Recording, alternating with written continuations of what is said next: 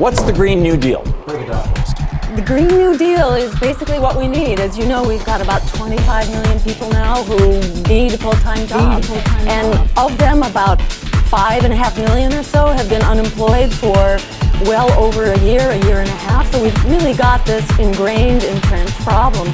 We need a solution to actually rise to the magnitude and the seriousness, the emergency of this jobs problem. So the Green New Deal is exactly that.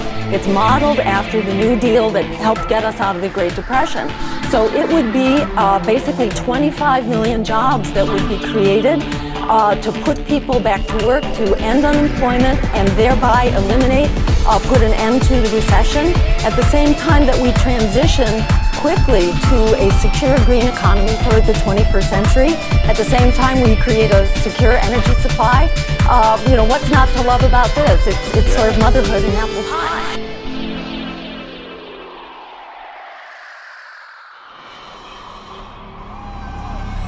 Technically, there are 4 pieces to the Green New Deal. So there's a full employment program that also comes with an economic bill of rights that also ensures that everyone has a right to and will have health care as a human right, education through college, etc., affordable housing.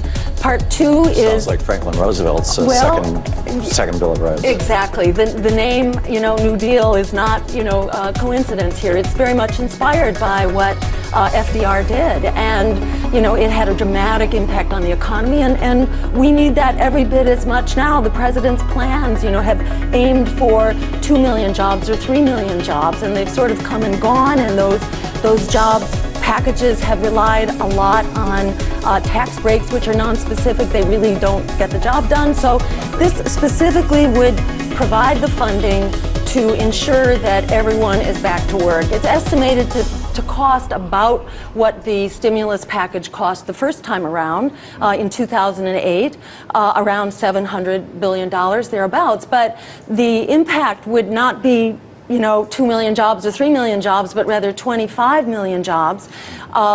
It would also include a financial reform as well as a series of democracy reforms, which clearly we need if we are going to be able to implement these economic reforms. But getting to the jobs piece, because that's really what is, I think, front and center in most people's minds. That's really where the urgent need is.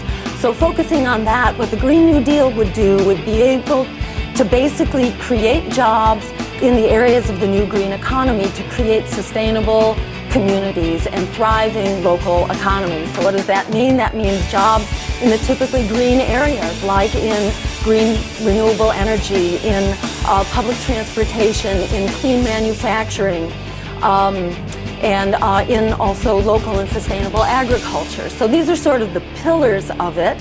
In addition, it would include also jobs that make our communities socially sustainable, that ensure that we have teachers and that we have child care and senior care workers and after-school workers and so on.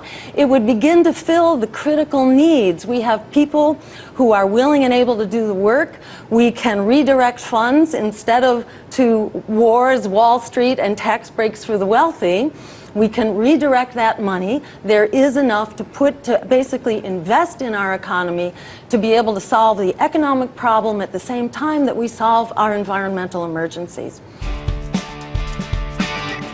Well, I'm a medical doctor by training that discovered that there were a lot of problems with our healthcare system and actually with our health, but that we were neglecting the very simple, cost-effective solutions up front, as well as neglecting a win-win Medicare for all, single-payer type healthcare system that could actually provide the care that people need. So as a medical doctor, early in my practice, I saw the healthcare system really failing us. I thought, gee, I'm a doctor, I'll be a public advocate, I'll go talk to my legislators, and you start doing that and you learn pretty quickly that if we want to fix the things that are broken, the healthcare we need, the jobs we need, the healthy communities we need, the schools, you name it, if we want to fix those problems, we have to first fix the political system, which is terribly broken and unfortunately, is being run by the foxes in charge of the chicken coop here. And, over, I'd say 2 decades really of advocacy, I've only seen us backslide and backslide to where, you know, I began to feel like instead of being a doctor of healthcare in the clinic, I needed to move up and be a doctor of politics, which is what I talk about now. Practicing political medicine, because it is sort of the mother of all illnesses at this point. You've got to fix that one in order to fix the other ones.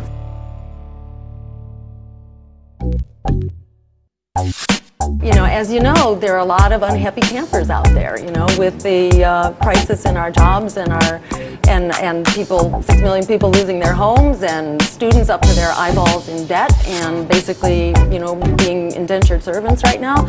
You know, polls are showing, and just the man and woman on the street will tell you, you know, they are not happy with what we're getting from establishment politics right now. And a recent, I think it was Washington Post poll, I believe, like a week or two ago, said that about 49% of people, you know, were saying we need a third party, and we're seriously considering voting for one. Surprise, surprise. We have two prominent ones, the Green Party, and then if you want to go total right-wing wackadoodle, we got the Libertarians.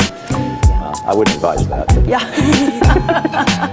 That's right. I think we need a public interest third party. You know, that is a third party that stands alone because it is not financed by corporate money. You know, we are not